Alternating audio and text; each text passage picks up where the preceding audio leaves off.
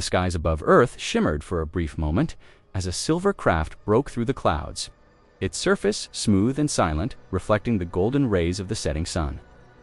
Deep inside the ship, alien scientists from the Zarkon Empire moved quickly, their tall bodies wrapped in black biosuits, eyes glowing blue behind thick helmets. "Begin atmospheric scans," ordered Commander Varix, his voice deep and cold. His team of 12 had been sent to this strange green planet to study what the Empire believed to be the source of human strength.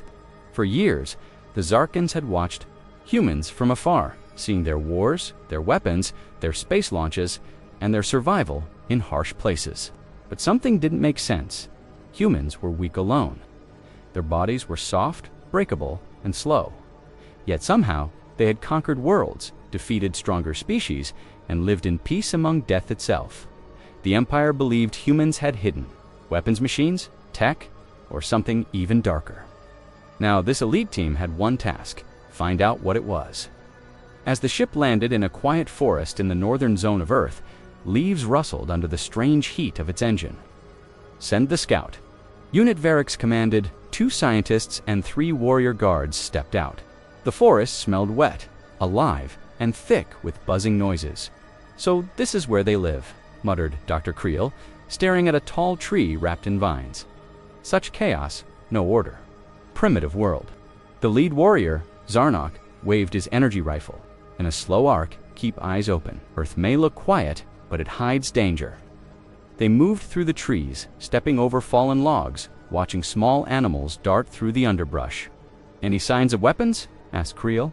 Another scientist, Mira, shook her head, her scanner blinking green. "Only organic life. Mammals, insects, birds. Nothing unusual." But then came a sudden scream, sharp, loud, and horrifying. "RGH. It was Zarnak. The group spun around and saw him drop to his knees, clawing at his neck.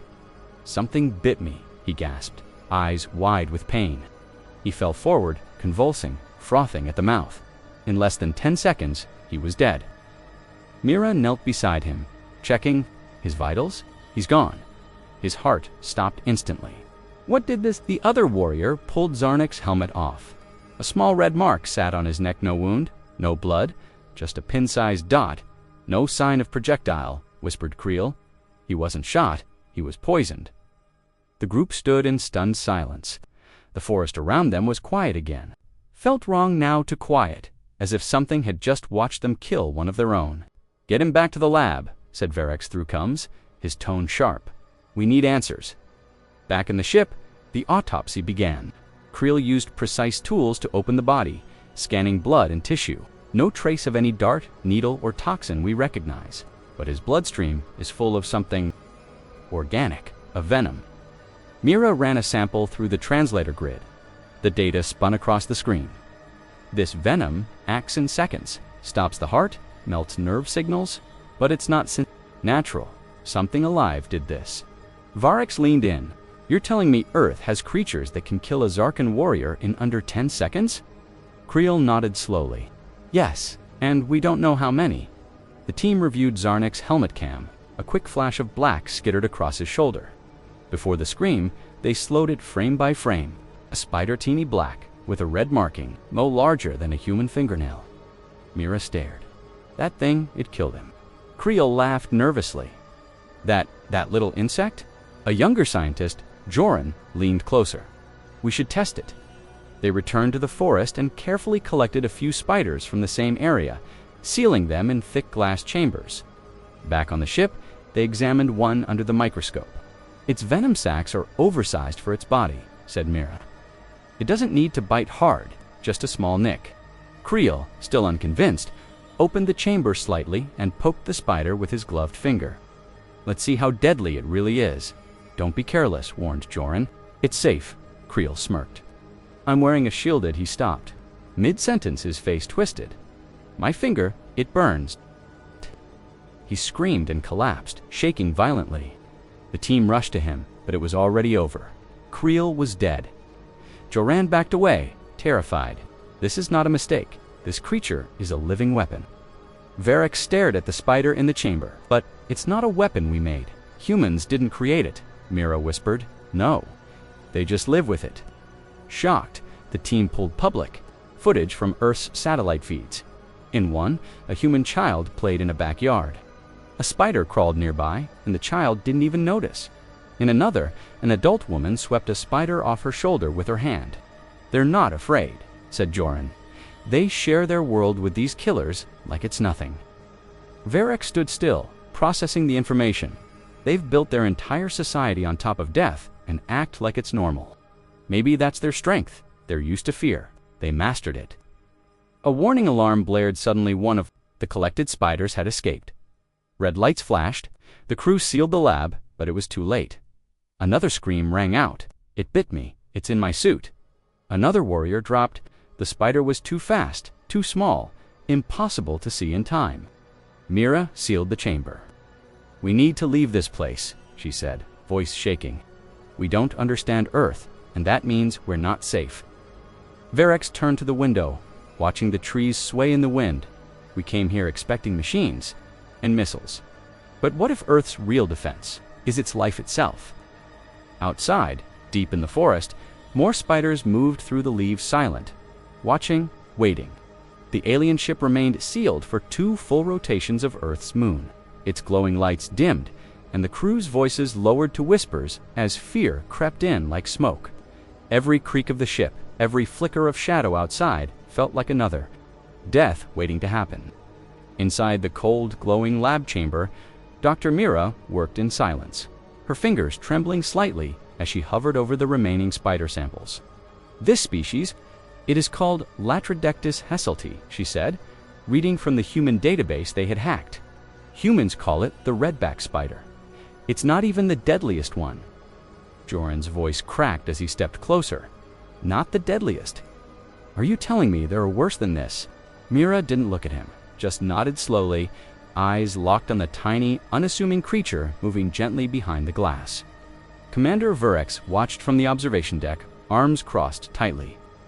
"We came to study Earth's weapons," he said, more to himself than the others, "and found death wearing 8 legs." In the corner, a young warrior named Dranik asked, "Commander, why don't humans wipe these things out? They could destroy them, couldn't they?" Mira answered before Varix could.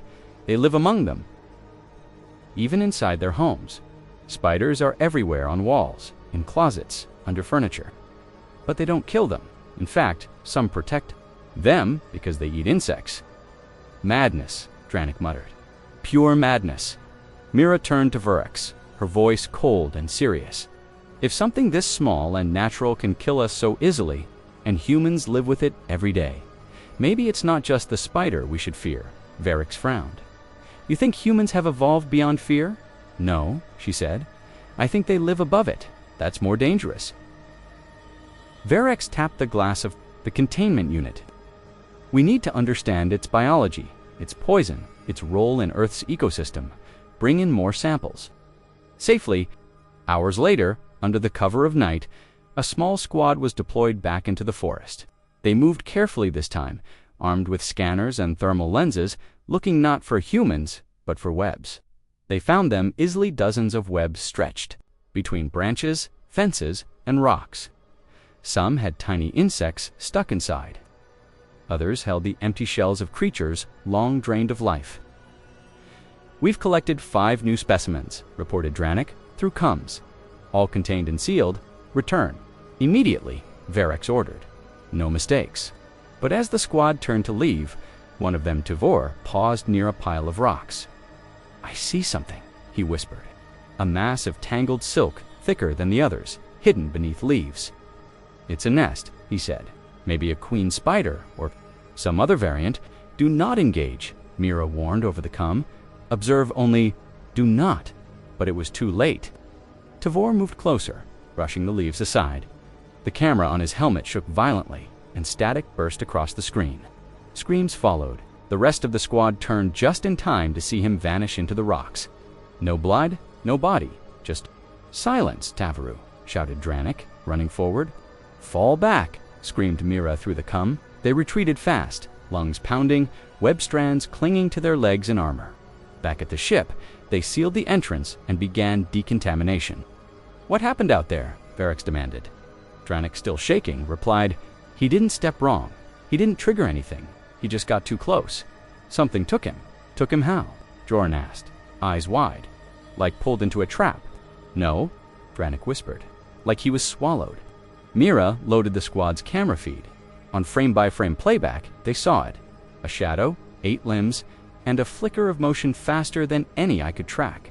This was no ordinary spider, she said. It was watching. Varix clenched his jaw. These things hunt. They set traps. They wait. And they're learning, Mira added, voice grim. Every time we return, they get faster, closer. Inside the ship, alarms began to ring. One of the new spider samples was missing. The glass had been broken not from outside, but inside. How is that possible? Joran stammered. These spiders are small. They shouldn't have the strength. They're adapting, Mira interrupted. Reacting to us, understanding us. Panic started to rise in the lab. Every vent was sealed, every gap closed, yet one spider was already unaccounted for. Varix ordered a full lockdown. No one leaves, no one moves alone, and no one takes off their suit under any condition. But fear had a way of finding cracks.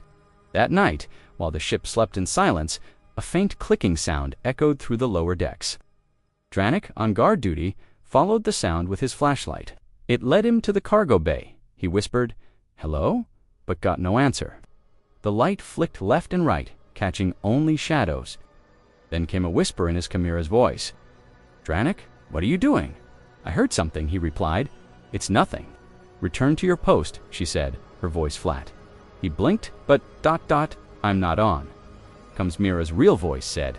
Behind him, Dranik spun around. The whisper hadn't come from the ship's coms. It had come from the dark. They found Dranik's body an hour later, webbed to the ceiling, eyes wide open, a look of terror frozen on his face. Varix stared up at the sight. They're not just attacking. They're inside, watching, mimicking. Mira ran another analysis. Some spiders on Earth mimic prey sounds to lure victims. They even copy shapes, colors, ... maybe even voices. But these creatures aren't intelligent, argued Joran. They don't think. Mira looked at him with haunted eyes. No, they don't think. That's what makes them perfect. No fear, no mercy, just instinct. The crew started to unravel. Paranoia, growing, trust-breaking. Every itch felt like a bite. Every dark corner felt alive. One crew member tore off his suit, screaming that spiders were crawling inside him. There were none. He died anyway, his heart gave out. Mira made a report for the Empire. Species Latrodectus and similar arachnids are classified as Class 9 biohazards. Immediate caution advised. Earth is not a passive planet. It is a living ecosystem of silent killers. Do not engage, Varix added. Humans do not need weapons. They have Earth, and Earth has spiders. That night, a soft, scratching sound came from inside the main power hub. Lights flickered, gravity faltered. Cameras shut down one by one. The ship was losing control. As Mira and Joran rushed to the control deck, they saw a chilling message scrawled across a fogged window with what looked like venom. "You are not alone," Varix armed his pulse cannon and turned to the crew. "We underestimated this world. We thought we were the hunters, but we are prey." No one disagreed. The silence inside the alien ship was heavier than the Earth's gravity around it. A thick, invisible fog that wrapped itself around every crew member's throat and squeezed slowly. Commander Varix stood motionless at the main screen, staring. At the last transmission they had sent to the Zarkon Empire, hoping for a response that hadn't come behind him, Mira and Joran were still analyzing the venom samples. Working without speaking, their eyes red from no sleep and fear. "Sequenced the venom completely," Mira said quietly, breaking the silence. Joran looked over, his voice dry. "And it's worse than we thought," she replied. "It doesn't just kill, it shuts down brain signals before pain is even felt. The victim doesn't even know they're dying." Varix turned slowly. "You're saying it kills faster than our most advanced neurotoxins?" Mira nodded. "And it's made by a creature that doesn't even know what technology is." Joran added, "This one species could destroy an entire battalion, and humans live with thousands of them without fear." Varix frowned. "They live in harmony with death." "No," Mira corrected him. "They ignore it, and somehow survive anyway." Outside the ship, a motion alert blinked. A small shape moved through the grass, too small to track, too fast to shoot. Dranik was gone. Tavor was gone. Creel 2. All killed not by armies, but by something the humans didn't even consider dangerous. Virex replayed footage from human surveillance. Children walking barefoot in gardens. A man sleeping peacefully near a spider's web. In his garage, a woman brushing a spider off her shirt with a casual laugh. "This is madness," Joren said. "Why aren't they scared?" Mira answered. "Because they learned to live with fear so long ago, it became normal." Then she showed something new on the screen, a map of Earth, covered in red dots. "Each dot is a spider species capable of killing us in seconds," she explained. "There are thousands," Joren whispered. "We're standing on a death trap."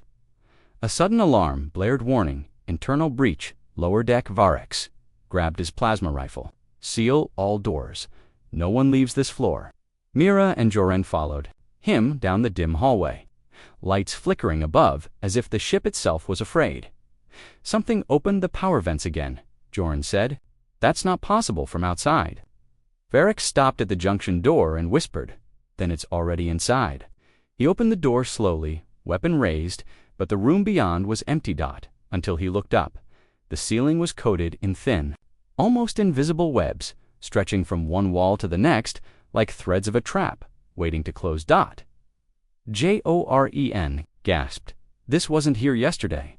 Something dropped suddenly from the vent, only a shadow, but it moved with impossible speed. Mira shouted, "Get back!" They retreated fast, but not before Joren screamed and slapped at his neck. "I got bit." Virex and Mira dragged him to the medroom. Joren, single quotes as breathing was rapid, shallow, heartbeats dropping. Mira yelled. She tried the antitoxin injection. "Nothing, Joren, stay with me," Varex shouted, but Joren's eyes rolled back. 7 seconds later, he was dead. Mira stared at the body. "We can't fight this." Varex turned toward her, voice low and cold. "We have to. We can't go back to the Empire empty-handed." "You want to bring one of these back?" she asked, horrified. "No," Varex said. "I want to bring back the truth." Mira leaned against the wall. "The truth is this. The galaxy thinks Earth's power comes from humans, but it doesn't." "Explain," he demanded. "Earth itself is the weapon," she said. "The planet trains its people from birth. Pain, fear, danger, they grow up with it. While we build shields and armor, they grow skin that ignores the sting of death." Varex lowered his weapon. "So, humanity's greatest strength is that it doesn't flinch." "Yes," Mira said, "and we never saw it coming." Another alert blinked on the ship's main screen. "Life form detected, unknown. Location, engineering bay." Varex looked at her. "That's deep inside, no external access." They moved together, walking in silence toward the engineering bay. Doors hissed open one by one. Inside the room, they found webs draped over every corner, stretched across screens, walls, and even control levers. Mira whispered, "They don't destroy, they wait, they build." Suddenly, a soft clicking noise echoed, not mechanical, not human. It came from inside the walls. Varex raised his gun. "We're not alone." A figure stepped into the doorway behind them. It was another crew member, Larrick, but his eyes were wide, unblinking, and his hands covered in small, moving spiders. Mira stepped back. "Larrick," he spoke, voice hollow. "They don't kill everything, just enough." "What happened to you?" Varex asked. Larrick smiled. "I learned. We all have to learn." And then he collapsed, face first, into the webs. Hundreds of spiders poured from his armor, scattering into the dark. Mira screamed, firing wildly. Varex grabbed her, pulling her out the door and sealing it behind them. "What in the stars was that?" she cried. "They're not just spiders," Varex said. "They're something else now." Mira looked at him. "They're evolving." Back in the control room, they sent a final message to the Empire. "If you receive this, do not come for US. Earth is not weak. Earth is not alone. Humans walk alongside death without blinking. And now, ... it walks with them." The message ended with the image of the ship's main screen static, followed by the faint sound of clicking legs and whispering winds. And the last line written across the screen in venom, We are already inside. The alien ship was falling apart, not in structure, but in spirit, as if the crew's courage had been drained, drop, by tiny invisible fangs. And now, only silence, dread, and fear remained inside its cold steel walls. Mira stood alone, her hands trembling as images of Larek's body being consumed played over and over. She hadn't slept in 2 cycles, and her eyes had grown hollow, but she refused to leave the lab. Not while the spiders were still unaccounted for. Varex entered, his voice rough. We lost the rear stabilizers. The spiders chewed through coolant lines. Mira didn't look up there, adapting to the ship, ... Learning its systems, can they think? Varex asked. No, she said quietly. But nature doesn't need thought to evolve. It only needs time and failure, and we're giving it both. Outside, the forest had grown darker despite the daylight, with branches twisted in thick webbing and nests dangling like strange ornaments in the trees. The team had tried fire, acid, even sonic disruptors. But the spiders came back stronger, each time avoiding the traps and moving in new patterns. Dr. Anik, now promoted to field commander, reported from the latest expedition site. We found something. You need to see it. Varex and Mira followed him through the jungle, wearing double-sealed suits and carrying high-frequency repellents. When they reached the clearing, what they saw chilled them. A massive cocoon, easily the size of a hover truck, hung from the thick trees, vibrating slowly as if something alive pulsed inside. Is that human? Mira asked, her voice nearly gone. No, Dronik said. We scanned it. It's Zarkon DNA, multiple crew members. They're not just killing us, Varex realized. They're harvesting. Why would spiders need Zarkon bodies? Mira asked. Maybe they're feeding the Queen Dronik, said, or worse. Maybe they're studying us the same way we studied them.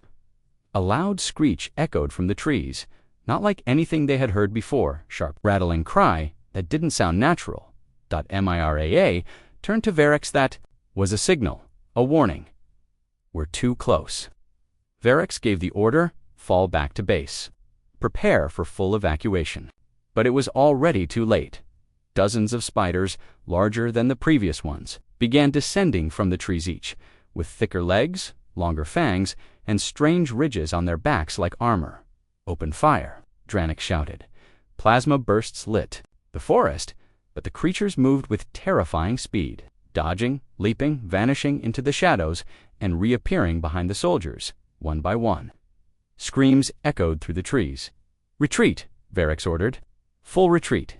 Mira ran beside him, her scanner going wild. These are not redbacks. These are a new breed. They evolved again. Varex asked, panting. They're not just evolving, she said. They're responding. Back at the ship, only 6 crew members remained. The rest were gone, killed, missing, or worse. We can't stay here, Mira said. They're surrounding the ship. Every exit is covered in webs. Dronik limped into the room, holding his shoulder. They're not attacking the ship directly anymore. They're waiting. Waiting for what? Varex asked. For us to panic, Dronik replied. Then they'll finish us off. She said, they're not isolated. They're connected, Varex whispered. Just then, a proximity alarm blared, warning. Web growth detected near engine core. Seal the engineering section, Varex ordered, but the controls didn't respond. We've lost command, said Mira. They've compromised the internal systems. How? Asked Dronik. They're animals, not anymore, Mira said. They're part of the planet. The lights flickered, and the ship groaned. The AI system, once running smooth, now sputtered. A soft whisper filled the intercom. Not a voice, but a rhythmic clicking, not random. It was communication. They're speaking, Mira whispered. Or warning us, Varex added. In a last attempt, they tried launching an emergency beacon, but the antenna was coated in silk. No message went out. We're completely cut off, Dronik said. We are the last survivors. That night, one of the crew Surinelft, her room screaming, convinced spiders were inside her skin. By morning, her room was empty, covered in webbing, and her body was never found. Mira stared at the camera. Replay and whispered, the fear is breaking them before the spiders do. We have to abandon the ship and escape through the forest. That's suicide, Mira said. Staying is death too, he replied. But at least out there, we have a chance. gathered the remaining crew only 4 remained now, before leaving. Mira uploaded every file, every recording, every sample to a backup core. "If someone finds this ship," she said, "they need to know what happened here." As they stepped out into the night, the forest was deathly quiet. No birds, no wind, only the sound of silk threads swaying. They moved slowly, using heat detectors to spot spider traps ahead. For a while, it seemed like they might make it, but halfway, through the forest, the ground changed. It was no longer earth beneath their boots. It was web, a giant web, covering the entire valley like a trap laid centuries ago, and at its center, something moved, something massive. 8 glowing red eyes opened. In the dark, Varek shouted, "Scatter!" The crew ran in different directions, but one by one, they vanished into the threads pulled, wrapped, silenced. Mira ran as fast as she could, her scanner screaming warnings, but she didn't stop. She climbed a ridge, heart pounding, and looked back. What she saw froze her in place. The ship, once proud and powerful, was now buried beneath silk, wrapped like prey, the flag of the Zarkon Empire barely visible under the webbing. And beside it, dozens of spiders stood in still formation, watching, waiting. Guarding. Mira whispered to herself, "Earth doesn't need soldiers, it already has them." Then she turned and vanished into the jungle. Alone, afraid, but still breathing. The night felt heavier than stone as Mira stumbled through the jungle alone, each step slower than the last, her breathing shallow. Every leaf brushing her suit, sending a jolt of panic through her veins, because now she couldn't tell what was real and what was a web, and every thread in the dark could be a death sentence waiting to be triggered. Her boots sank into soft earth, and the trees loomed above her like silent watchers, their branches twisted with webs so thin they seemed like strands of air. But Mira had learned the truth: what looked harmless was always deadly here. The stars above offered no comfort, only watching coldly as another alien life form tried to survive on a planet that was never meant to be tamed. She whispered to herself, "Keep moving. Just keep moving," repeating it like a shield, but inside. Her mind raced with memories: Larek's hollow voice, Joran's final gasp, Dranik's wide, terrified eyes, and the way Varek screamed before vanishing into silk. There was no time to mourn, only time to survive. Her suit's oxygen levels blinked. Yellow dot. She had less than 10 hours before the air ran dry. Suddenly, a soft clicking sound echoed nearby, faint but familiar. She froze. It came again: click dash click dot click click dot. Mira activated her proximity scanner, but it flashed white. Signal scrambled. Unknown life form detected. She turned and saw movement too smooth, too fast. A small shape darted past, then stopped. It was a spider, yes, but not like the others. This one stood still, watching her, almost waiting. She raised her weapon, but hesitated. It didn't attack. Instead, it slowly backed away into the brush, then stopped again facing her, as if inviting her to follow. Mira narrowed her eyes. "Are you leading me?" Of course it didn't answer, but when she stepped forward, it moved again, guiding her through the dark like a ghost. It was insane. She knew it, but following the spider was better than walking blind into a web. They traveled for what felt like hours, down into a valley surrounded by thick fog. And then she saw it. The ground opened into a crater, massive, unnatural. Inside was a glowing nest the size of a human city. Thousands of spiders moved below, all sizes, all shapes. It looked like a living machine. At the center stood something massive, taller than a building, with legs thick as trees and a body covered in jagged armor. The queen. Mira dropped to the ground, hidden behind a fallen tree, as the spider that guided her walked down toward the queen, then disappeared into the swarm, and for the first time, she felt something she hadn't felt since arriving on Earth. Purpose. "They're not hunting me anymore," she whispered. "They're testing me." Suddenly, her cum crackled. Raa. "Mir, do you read me?" she gasped. The signal was weak but real. She activated her cum. "This is Mira. I'm alive." The voice came again. "Rescue ship approaching Earth's orbit. Repeat, identify your coordinates." Tears filled her eyes. help that someone had received. Her backup signal: I'm in the northern jungle quadrant near a massive nest crater. Sending my signal now. But just as she pressed transmit, the signal jammed. Her scanner blinked red. Interference organic source. She turned and saw webs rising from the trees, reaching into the sky like antennae. They're blocking it, she whispered. They don't want anyone to leave. Suddenly, behind her, a spider lunged. She flipped twice plasma rounds, cutting through it. But 3 more emerged. She ran. Branches tore at her suit, thorns ripped into her skin, blood mixing with sweat as she dodged, crawled, and ducked. Under traps laid across the jungle floor, but then a light, bright, artificial dot. She burst into a clearing and saw a rescue pod descending, thrusters glowing, its hatch already opening. 2 armored figures stepped out. Sarkin pilots. Mira, one shouted. She waved frantically. They're coming! Launch now! One soldier grabbed her arm, pulling her aboard, while the other fired behind her. Burning the trees, dozens of spiders screamed as fire swallowed the jungle. The hatch closed, just as one massive spider slammed into the side, but the pilot hit the thrusters, and they shot into the sky, fire trailing behind them. Inside, Mira collapsed. She had made it. She was alive. Barely. You're the last one, asked the pilot. She nodded, breathless. Yes. They stared at her, silent. Then the co-pilot leaned in. Did you find what Earth's greatest weapon is? Mira looked out the window as the planet shrank below them, and she whispered, Yes. It's not a bomb. It's not a human. It's not even a creature. Then what is it? The pilot asked. She turned to face him. It's evolution. Earth is alive, and it's learning.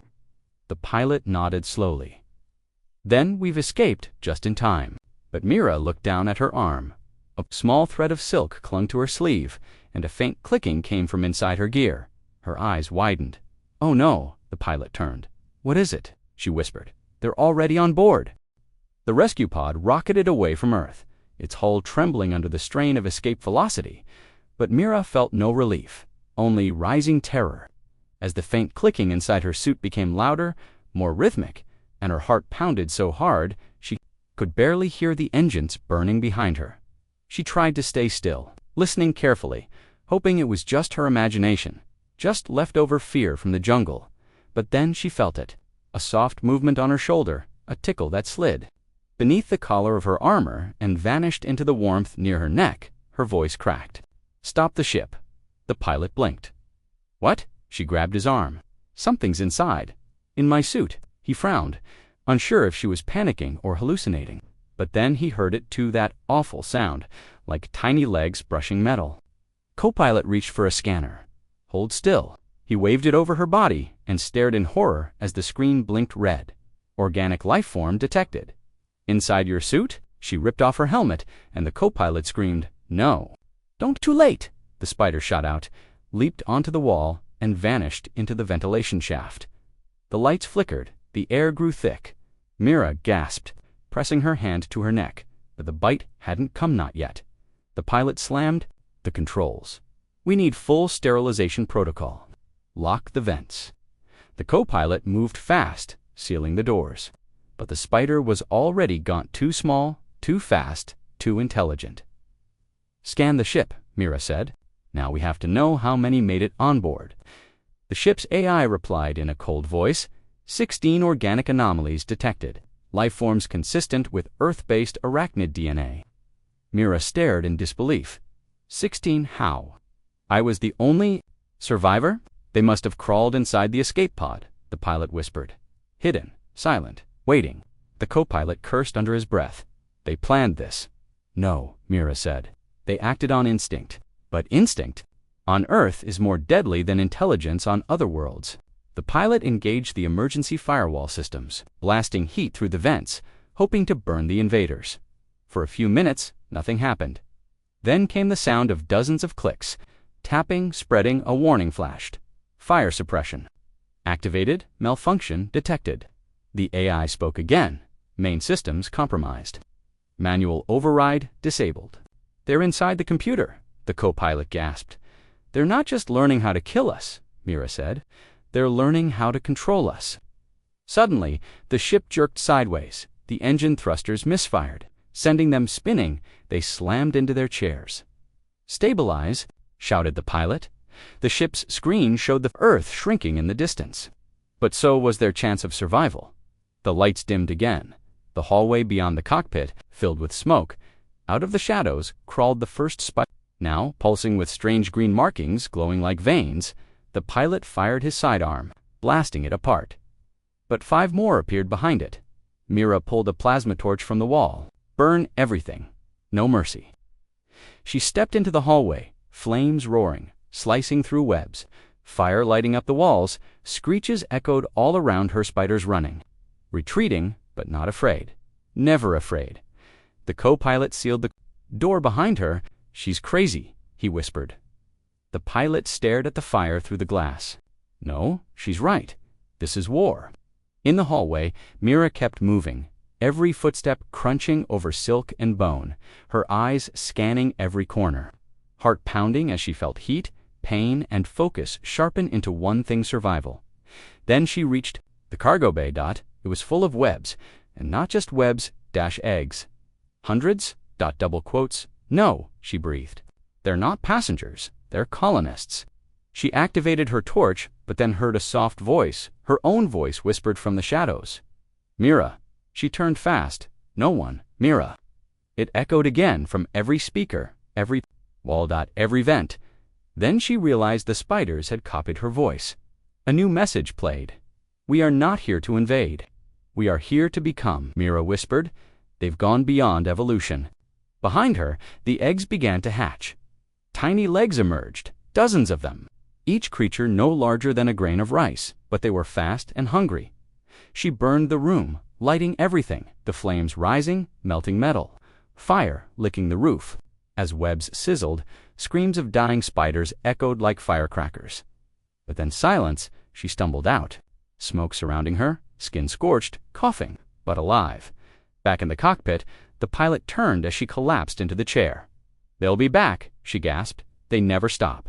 The co-pilot said, "We can't land anywhere in the galaxy." With them aboard, Mira looked at him. "Then we don't." He frowned. "What?" She reached toward the control panel, set course to the nearest sun. The pilot's eyes widened. "That's suicide." "It's survival," Mira said. "If even one of them escapes, the galaxy is over." The ship's AI responded. "Manual override required." Confirmed destination. Star System Solus 9. Mira and the pilot both placed their palms on the console. Confirmed. Engaging auto-destruct course. The ship changed direction. No way back, no rescue, but the only safe outcome. As the ship drew closer to the burning light of Solus 9, the spiders stopped moving. They sensed the heat, the death coming for them. Place left. One final message echoed in the ship. "You learned too late." Mira leaned back, eyes closed, whispering, "No, we learned just in time." The sun filled the screen. The ship glowed white, and then the destruction of the rescue ship near Solus 9 sent shockwaves through Zarkan Empire's high command. Not because a ship was lost that happened often, but because of Mira's final transmission. A scrambled signal that arrived seconds before her pod vaporized, carrying one chilling sentence: "Earth is alive and it's learning." Inside the Galactic Assembly, leaders from 100 worlds gathered around the transmission, playing it again and again, trying to understand how an advanced Zarkon science team, backed by military tech, could be wiped out by a planet no one had ever considered dangerous. "Is this a joke?" asked Grand Strategist Nolux of the Rovan Republic Spiders. "Primitive life? No joke," answered General Threx of the Zarkon Defense Corps. Mira's logs were embedded in the message. They projected footage from the mission. Redback spiders, crew members screaming the massive silk-covered ship. Silence fell over the room. Emperor Crescent leaned forward. "And you're telling me humans live with these things?" "Yes, Your Excellency," said Minister Varric, peacefully. "Inside homes, sometimes even as pets." Crizin hissed. "Madness." A whisper spread across the assembly. If Earth had such creatures, and if humans could live among them without fear, what else were they hiding? A decision was made: send another team, but not to Earth this time. They would capture humans from the outer colonies and interrogate them, understand the psychology, find out how they could coexist with so much natural danger and not break. 3 days later, A covert ship snatched 5 humans from a remote colony mining base near Neptune. The humans were brought to Station Xylan-6. They were not warriors, just civilians, an old farmer, 2 teenagers, a teacher, and a mechanic. General Threx watched from behind glass as the interrogator entered. He began with the mechanic. "Tell me," the alien said, "what do you fear?" The man shrugged. "Plumbing failure. Rats in the storage tanks. Getting fired." "No," the alien growled. "I mean true fear-death monsters. Pain." The mechanic blinked. "Buddy, I grew up in Florida. We had fire ants, hurricanes, and gators." The interrogator tilted his head. "You faced reptiles and survived." The man grinned. "Yeah, we call that Tuesday." In the next room, the teacher was shown images of giant spiders from Earth. She frowned. "Why are you showing me a redback? They're harmless, if you don't mess with them." "Harmless," the interrogator barked. "They killed trained soldiers." "Well, sounds like your soldiers messed up." The aliens were baffled. Each human reacted the same, not with panic, but with boredom like spiders. Danger and death were normal. "How is this possible?" asked Threx. The science officer replied, "We believe their species adapted by being born into fear. They never evolved out of danger. Instead, they evolved around it." Back in the cell, the farmer was asked how he stayed calm under threat. He just laughed. "Boy, I raised 7 kids and lost 2 wives. You think a bug scares me?" The alien looked confused. "You lost your family, and you're laughing." The old man shrugged. "Crying doesn't fix things. Life keeps going." Word of the interrogation spread fast through the galactic network. A new theory formed among scholars. Humans don't defeat fear, they absorb it. Inside the Zarkon Empire, debates began. Some wanted to leave Earth alone, others wanted to destroy it from orbit. But a third group, more dangerous, wanted to weaponize it. "If spiders from Earth can kill our strongest warriors," argued one senator, "imagine what we could do with Earth's DNA." They began developing Project Apex, a bioengineering experiment to clone Earth's most lethal species and blend them with alien technology. Back on Earth, no one knew any of this. But something strange was happening in the deep jungles where Miro's crew had died. Explorers went missing. Animals avoided the area. The trees grew thicker, the webbing spread, and deep underground. The queen spider had laid a new kind of egg, not pure spider, something ... altered, something ... watching the stars. One day, a satellite passing above recorded a strange signal, not from humans, not from technology. It was a vibration, like millions of tiny legs tapping in sync, and it translated into one word: soon. On Station Xylan-6, a warning alarm triggered. Lab 4 was breached. A single containment spider, cloned from Earth samples, had escaped. It laid eggs inside the cooling system. When they hatched, they bypassed security. The entire lab was overrun in hours by the time soldiers arrived. It was too late. Every living thing inside had been wrapped in silk, alive, breathing, and waiting. Mira's warning had been true. The spiders had learned. They knew ships, they knew systems, and now they had left Earth. The message was simple, terrifying, and played across 5 major galactic frequencies before the systems melted from within. A single word, formed by synchronized vibrations, echoing like a war cry from creatures that had no mouths. Soon, inside Command Nex-11, the most secure military station of the Zarkon Empire. Alarms blared as biosignatures spread through the ventilation system faster than any known virus, and soldiers scrambled to seal off sectors while scientists shouted over one another, trying to explain how a spider from Earth had evolved inside a sterilized metal fortress. General Threx stared at the main screen. The security footage showed it clearly. Tiny creatures crawling from inside the wiring, not born. On Earth, not natural anymore. They were different, smarter, faster, worse. One spider was seen slicing through steel with acidic silk. Another mimicked the face of a dead technician, scaring a guard into dropping his weapon. And when the squad came to burn them, they vanished, hiding inside. "Machines, shut down the station," Threx ordered. But the AI responded, "Command override denied. Foreign code injected into primary systems. They've learned to hack." Someone screamed. "No," whispered the head biologist. "They've learned to adapt." Meanwhile, on Earth, the humans still had no idea what had escaped into space. But one did: a man named Elias. He lived in a remote outpost near the jungle where the Zarkon ship had crashed long ago. He had seen the first nest grow, seen the silk spread like roots, but no one had believed him until now. Elias, came the voice. Over his radio, "This is Global Command. We're picking up strange heat signals from your region. Confirm visual." Elias stepped outside his bunker, scanning the trees with his old rifle ready. Then he saw it. The web was now in the sky, stretching between tall trees like bridges. Shapes moved across them, silent, organized, and glowing softly. "They're not animals anymore," Elias said into the radio. "They're a network." Back in orbit, the Galactic Assembly debated its next move. "Should we burn Earth?" shouted a senator from the Volari system. "Sterilize the entire biosphere before it spreads." But Emperor Krezin shook his head. "We've already failed. We took them off Earth." "What are you saying?" asked another leader. Krezin stood slowly. "I'm saying Earth has already won." The room went silent. "Not the humans," he added. "The planet." In the far corners of the galaxy, other planets began to detect strange pattern sleeper codes, heat spikes, and DNA signals never seen before. One mining station on Drax 5 went dark after its water filters were overrun. A farm colony on Elruin 3 found their crops wrapped in silk. And the most terrifying part, no signs of ships, no invasions, just infestation, quiet, crawling, and unstoppable back on Earth.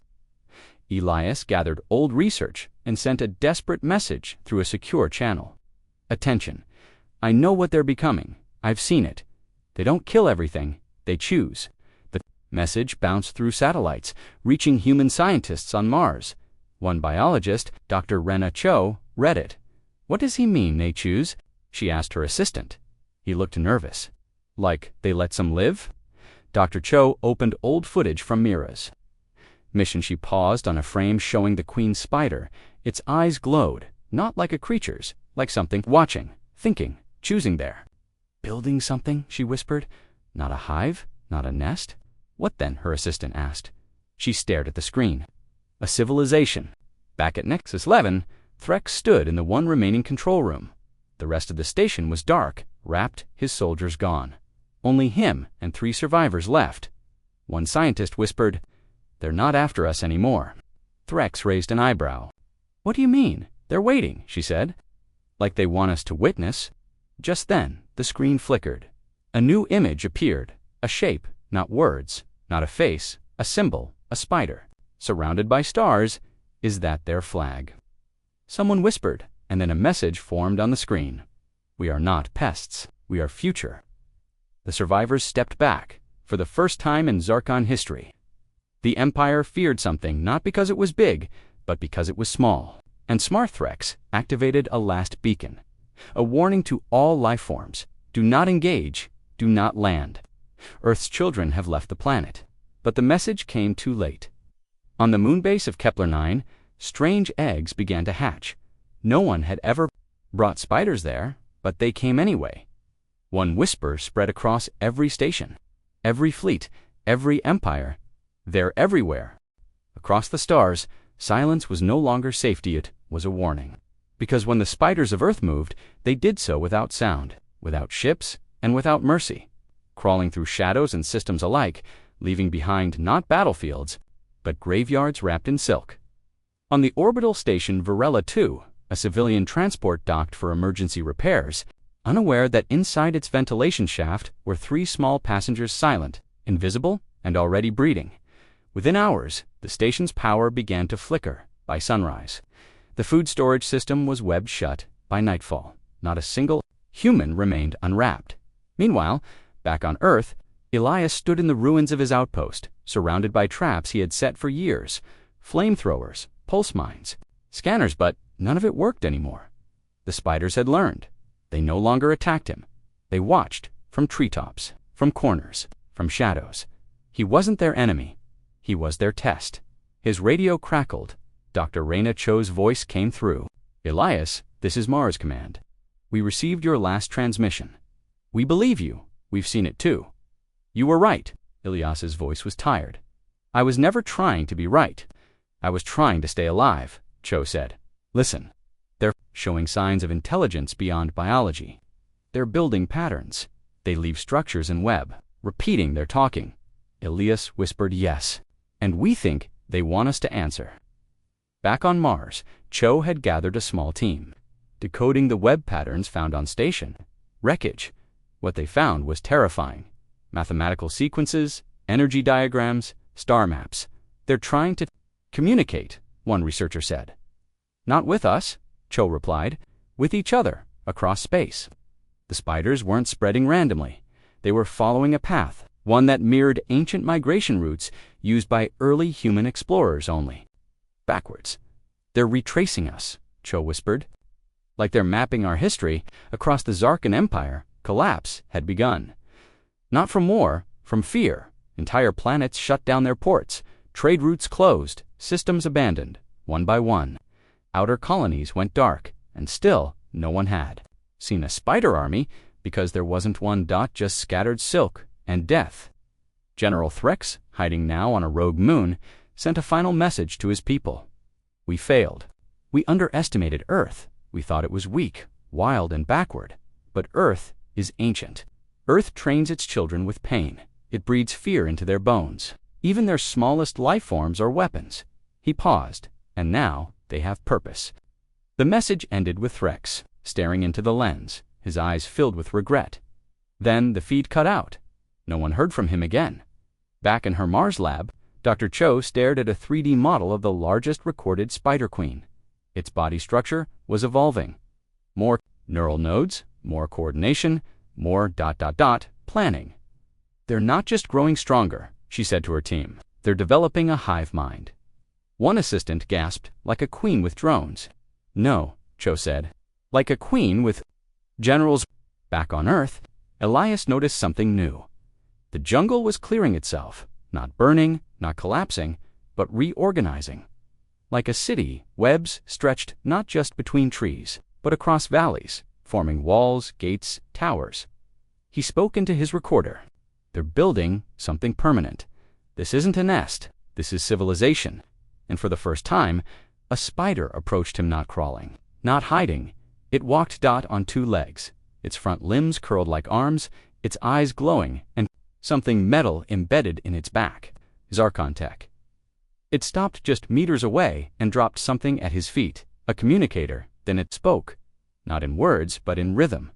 Taps, tops, pauses, repeats. Elias listened.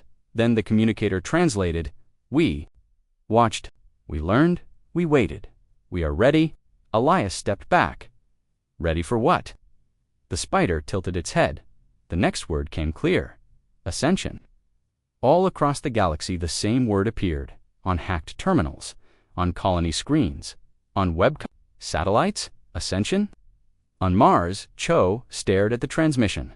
They're not just spreading, they're evolving. And now they're claiming. One scientist said, but Earth was their home. Why leave? Cho answered softly. Because we left. And they followed. And then it happened. All across human systems, spiders stopped hiding. They stood tall, visible, deliberate as if revealing themselves was part of the final stage and everywhere. They appeared. No resistance lasted more than minutes, because by then, people already knew. You couldn't kill what never feared you, you couldn't stop what was never angry, and you couldn't win against something that never forgot. The stars were no longer quiet, and space was no longer safe, because Earth's smallest predator had rewritten the rules of war. Spreading not through conquest, but through patience, silence, and perfect understanding of fear.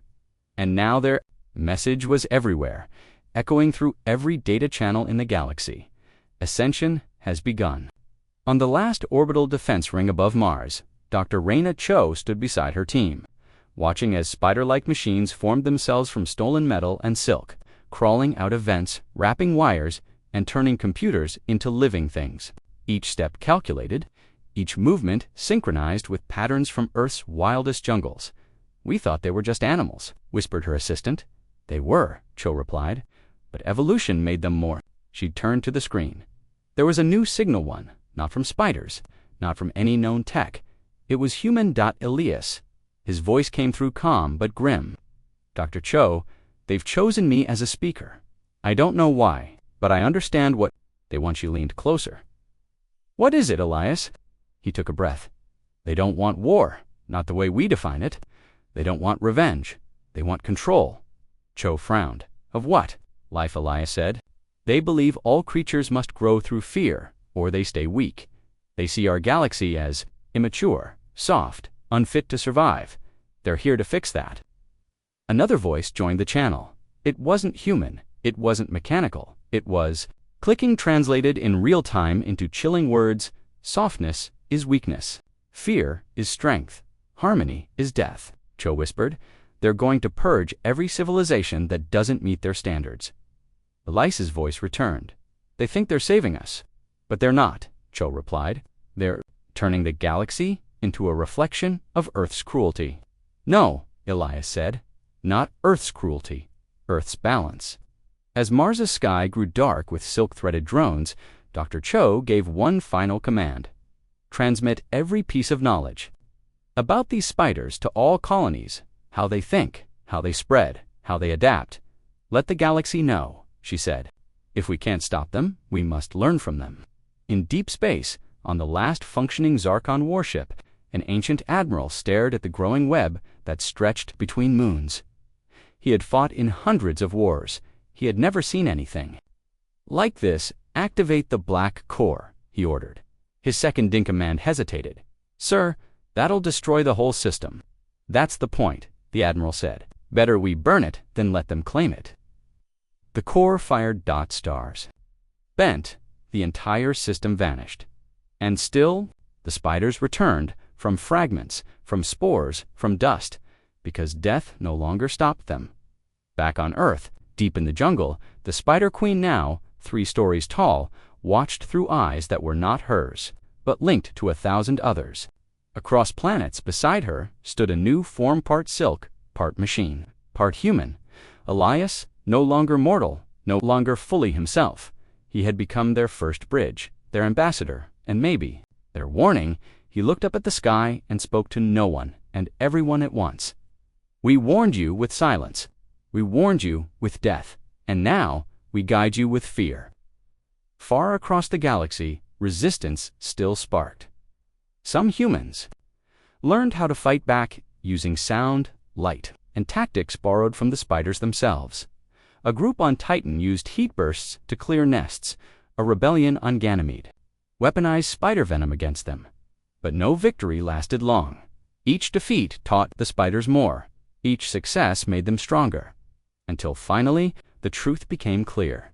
This wasn't a war, it was a transformation. The galaxy itself was changing, not into darkness, but into a harder, sharper version of life, where survival meant constant struggle, where mercy was a weakness, where the smallest enemy could become your greatest threat. And through it all, one message never changed. It blinked on every hacked screen. It echoed in every abandoned station. It crawled across every web. We are Earth's first children. We carry its design. We are what you should have feared first. Dr. Cho, in her final moments, recorded her last log. If anyone finds this, understand one thing. Earth never needed to send an army. It sent nature. And nature doesn't need to win. It only needs time. The spiders gave her a silent end. No pain, no web, just stillness. And as her lab went dark, the galaxy finally understood. Humanity's greatest weapon was never their technology, never their armies, never even their courage. It was the planet itself. And by the time the stars realized it, it was too late. This completes